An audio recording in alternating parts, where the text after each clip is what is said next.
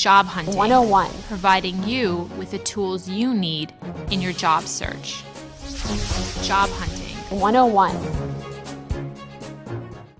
Hello, and thank you for tuning into Networking, Building Relationships as a part of our Job Hunting 101 series. My name is Judy Dorsey, Program Coordinator for Tampa Bay Workforce Alliance.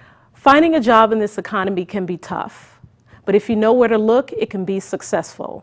The best way to find the job is not only through looking on employflorida.com or the newspaper, it's through meeting other people.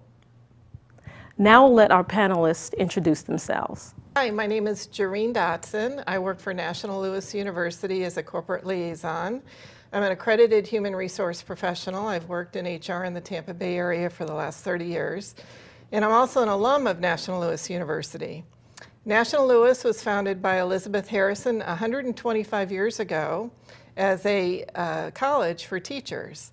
And we've also expanded into colleges for business and social science. We have a campus here in Tampa, and it's my job to raise the visibility of NLU in the Tampa Bay area. Hi, my name is Rob Cunningham. I'm with a national security company, and I'm on the board of directors for Carewood Area Business Association. CAB has been around 27 plus years, has over 350 members, and I've made a career off networking and business relationships. And I'm excited to be here, and I thank the panelists for including me. Great, and I'm excited for you both to be here. I myself met you both through networking, so happy to be sitting with you and having these conversations on what we could teach other applicants. Well, the main thing we want to start with is, what is networking? You know, we know that it's building relationships, but what is it to a lot of other people? From my perspective, as you mentioned, networking is all about building relationships. So it's really important to put yourself out there, introduce yourself, and really establish relationships with your community. It's about defining your community, Absolutely. Whether it's the folks that you currently know or the markets that you want to target going into. Robert? Couldn't agree more. Networking is talking to your friends, your neighbors, your relatives.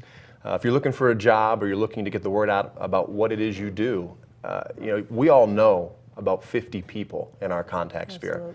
If everybody at this table talked to the same 50 people, their own individual 50 people, that broadens your search net, if you will. So you're going from 50 to 100. If all three of us did it, that's 150.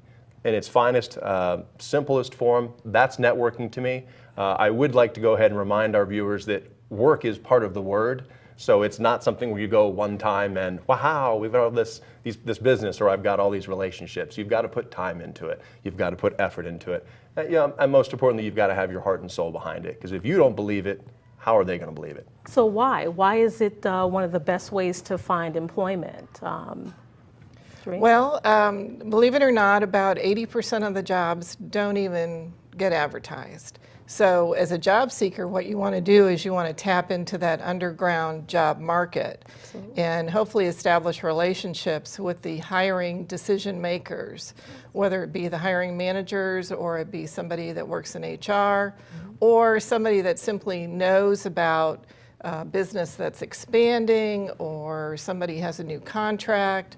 That's the kind of business intelligence information that you want to gather to help you with your networking as you look for a job.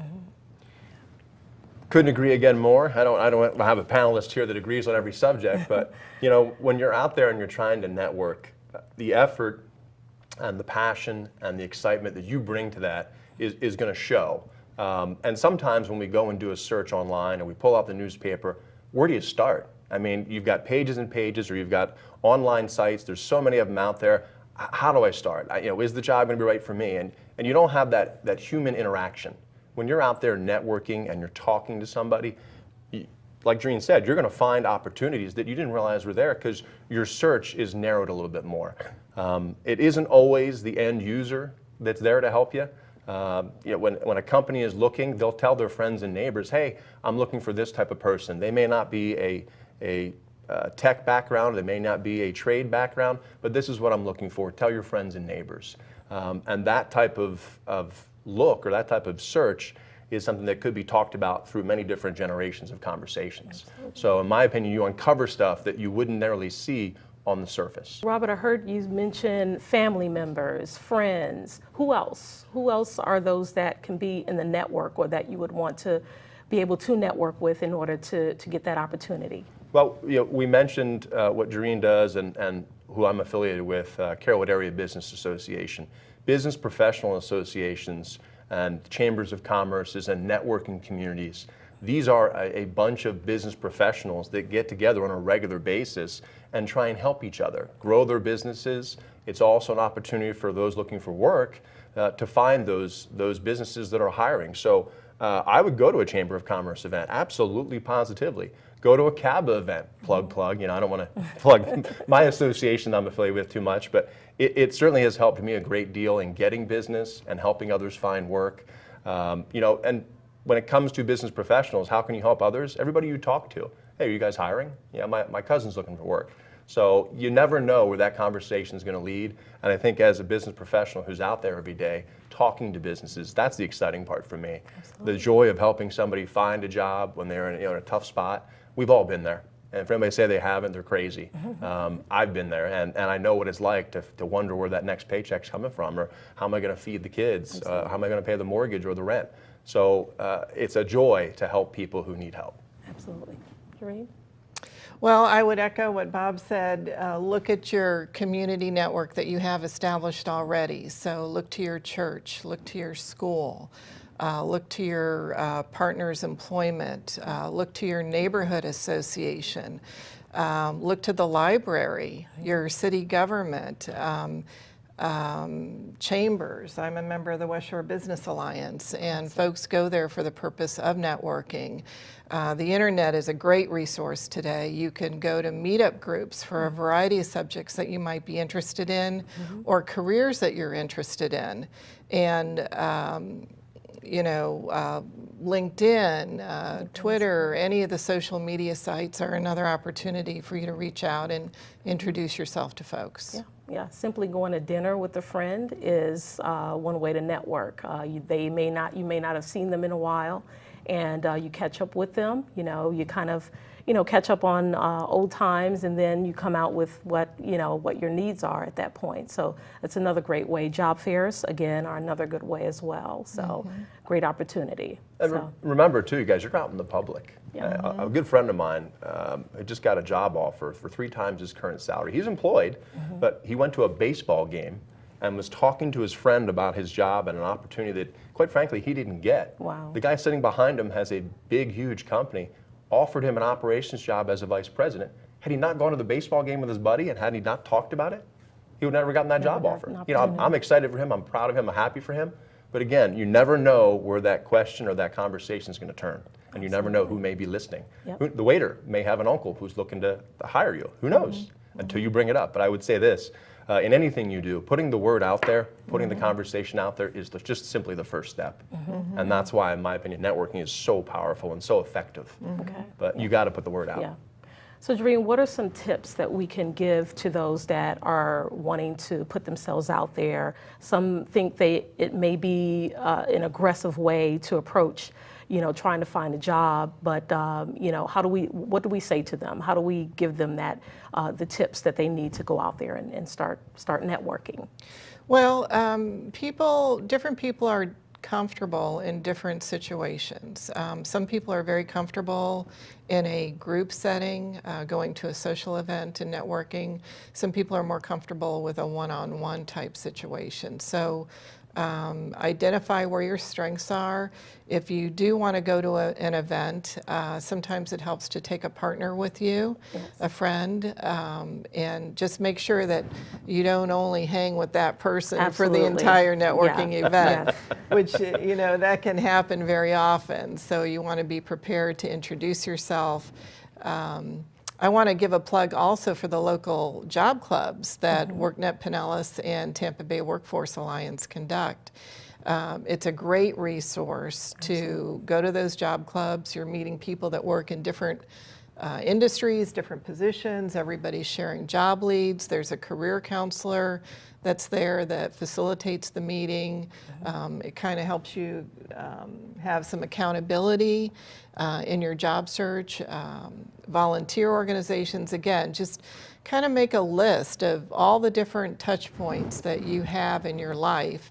And then I guess the second point is to try to create some structure for it. Absolutely. Because as Bob mentioned, you know, looking for a job is a job. So yes. You want to create some goals and some structure and give yourself some accountability on how many meetings you're going to go to a week, how many people you're going to contact, you know, how you're going to follow up with those folks. That would be my recommendation, is to start with a plan. Yes. Yeah. Amen. I couldn't have said it any better. I mean, you just took the words right out of my mouth.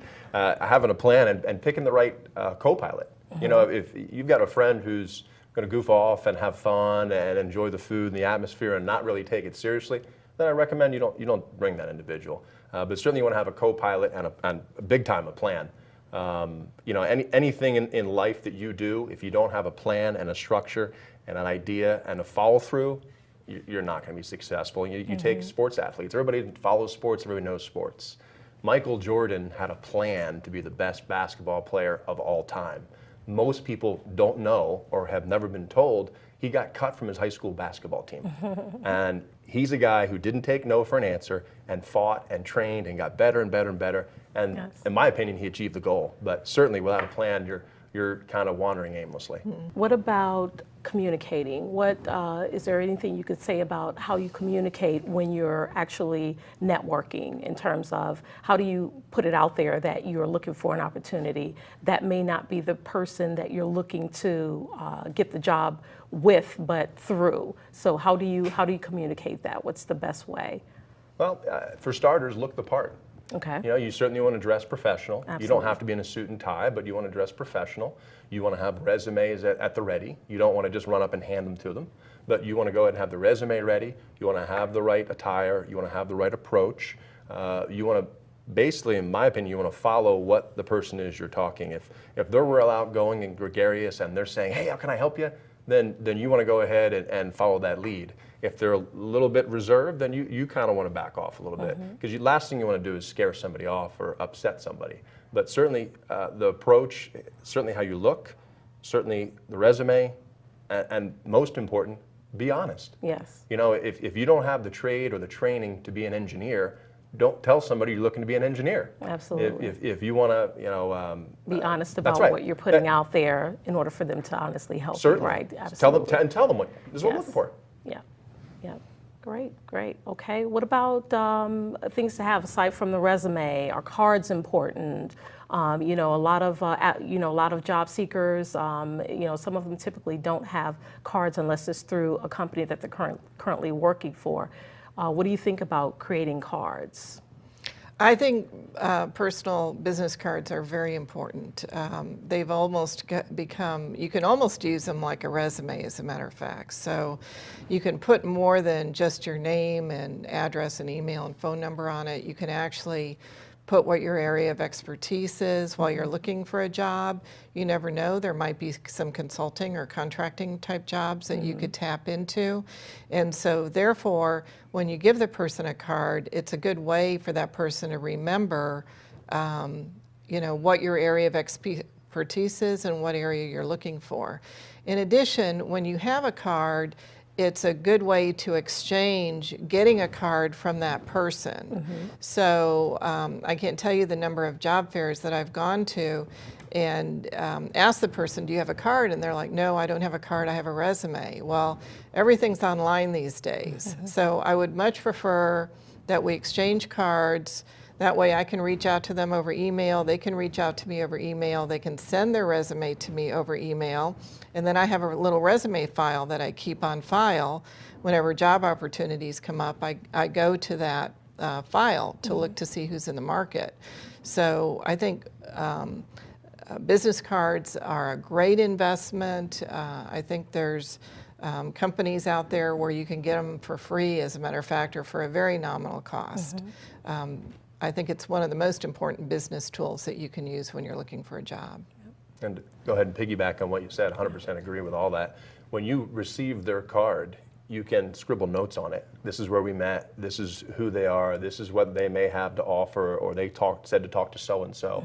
And I don't think it's out of the question to go ahead and follow up with them with an email to say, thank you for your time, I really enjoyed meeting you and talking to you, please keep me in mind if anything crops up. You never know. You never know down the road. Which is one of the tips that they also give you. Don't be a hit and run networker. You definitely want to follow up with that person, let them know how that lead went, keep that communication going. So that's definitely important. What else? When? When should they go? Should it be right when they are looking? Or what are some tips on what is the right time to go and start networking? Well, I think another word, as you had mentioned early on in the introduction for networking, is building relationships. So we should always be building relationships. And going back to the principles of Stephen Covey, you're always putting dimes in that emotional bank account. And you need to build that bank account up before you can start taking withdrawals. So you don't want to show up for these professional association meetings just when you want something. You want to be giving back all the time. And it may or may not come back to you. If it does, that's wonderful. But by all means, be building relationships all the time, because you never know when that person's going to either have a job available, or they'll hear of something, or they'll be able to introduce you to someone that has a job available. Absolutely. Very good point. Yes. Very good point. And that's part of the reason why when I've been networking for the last 10 years in this community, I've been asked at times to be in a leadership position. And I've done that. And it's my way to say thank you and give back, because at my career, I'm the #1 rep in the country and have been 6 straight years. Of my 10 total, I've been #1 8, #2 twice. The group that I'm in, CABA, as well as a few others over the years, have contributed amazingly and bigger than words can explain. So certainly you want to go in with the right frame of mind and the right approach and the giver's gain mentality. I'm here to help you guys. But in the job search, I would just go ahead and say, look, you've got to go now.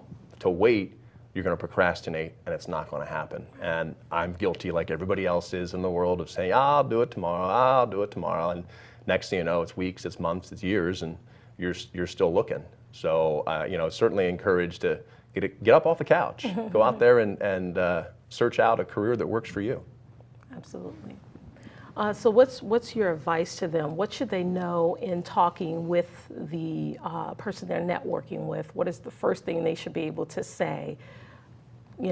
And I'm probably giving it away, but talk about themselves. Right. What are some tips that you could give them in being able to talk about themselves? There's the infamous elevator speech. Is that something that's still important for them to know? How should they approach that and still be normal, not feel nervous to, put that deed out there in the beginning versus having a normal conversation first?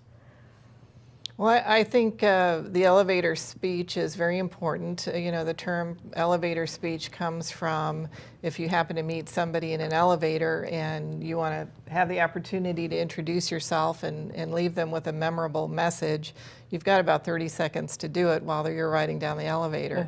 So it is something that is important. You want to make sure that, of course, you give the person your name, and you want to give them something memorable to remember you by. And then also a follow-up question is helpful to engage that person in conversation. Right. Should they ask for the job, Rob? I'm a guy who believes in honesty, maybe a little bluntness. So yeah, if there's a job out there, you want to ask for at least the sit down, the opportunity. Who can I speak to about this? Who can I bring my resume to? Or who do you recommend I have a conversation with? So I don't see a problem with that. I don't see an issue with that. Some people I may turn off, but I believe that it shows an eagerness. And Coach John Wooden, the UCLA famous basketball coach, 10 national championships, asked what type of player he looked for, how was he able to find all the talent, said, I'm not looking for talent. I'm looking for somebody who's eager to learn. And I can help coach them up and get them to learn how to be better basketball players. But if they don't have that initial eagerness, he's not interested. So I think it shows a lot about someone's character and qualities.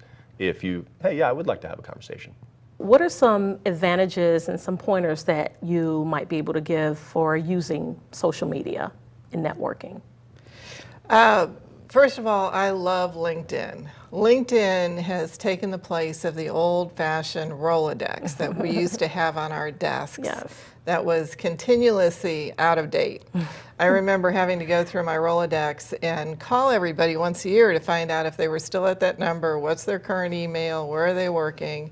Now, it's almost like you don't even need a business card. I mean, we talked about earlier how important that is, but as far as remembering where people are and what their email and what their phone number is, I just go to LinkedIn and I pop in their name and say, hey, you got time for a call? Can I email you? You know, what's your current email these days? So LinkedIn is very important for maintaining your contacts. It's also important for building relationships. So if you're looking for a job, I have a friend that's in the market and we met. I connected her with someone else over LinkedIn. So I did the email introduction over LinkedIn. And now when she's looking for a job, depending on the employer she's going to be interviewing with, she'll look at my LinkedIn connections to see if I know anybody there so I can make an introduction for her. And the same with this other person that I introduced her to. So LinkedIn is very important. Also pay attention to the profile that you have out there. Just like anything that you might research when you're first starting, there's lots of websites out there that will teach you how to create your LinkedIn profile so that it maximizes its effectiveness. And one recommendation I have for folks, and LinkedIn is not set up this way, but put your credentials and put what you're looking for in your name line.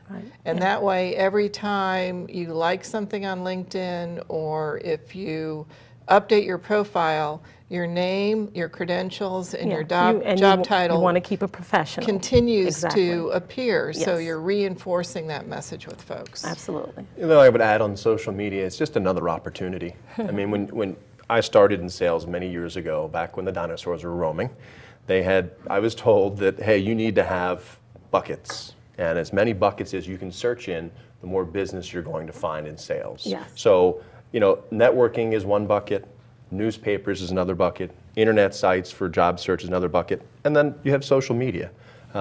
As business continues to evolve and implement with the computer and interface with that type of online setting, it's going to be paramount. It's going to be everything in the future. You know, I see a day where perhaps there isn't the human interface or the human touch, and social media completely takes over.